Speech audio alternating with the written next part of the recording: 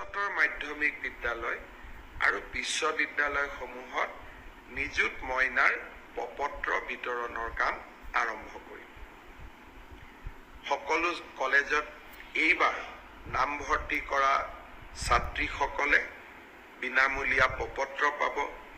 এই প্ৰপত্ৰসমূহ পূৰণ কৰি তেওঁলোকে আমাক 10 বা 12 ছেপ্টেম্বৰৰ ভিতৰত প্ৰপত্ৰসমূহ উভতাই দিব। মোৰ মনত ইচ্ছা আছে যে নিযুত মইনা আঁচনিখনৰ প্ৰথম ধন আমি যাতে 1 অক্টোবৰত ৰাইজৰ ছোৱালীসকলৰ আমাৰ কন্যা সন্তানসকলৰ একাউণ্টলৈ আমি পঠাব পাৰোঁ। অৱশ্যে আপোনালোকেও জানে যে নিযুত মইনা আঁচনিখন হ'ল চাইল্ড মেৰেজৰ বিপক্ষে লোৱা এখন আঁচনি, অৰ্থাৎ জেণ্ডাৰ জাষ্টিছৰ কাৰণে লোৱা এখন আঁচনি।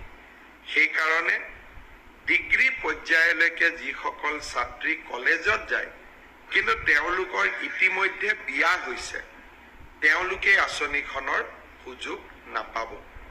অৰ্থাৎ পোষ্ট গ্ৰেজুৱেটত বিয়া হোৱা ছোৱালীও এই আঁচনিখনৰ সুবিধা পাব, কিন্তু হায়াৰ ছেকেণ্ডেৰী আৰু ডিগ্ৰীত বিয়া নোহোৱা ছোৱালীৰ বাবেহে এই আঁচনিখন মুকলি হৈ থাকিব। মোক কেতিয়াবা ল'ৰাসকলে সোধে যে মামা আমাৰ কাৰণে একো আঁচনি নাই নেকি?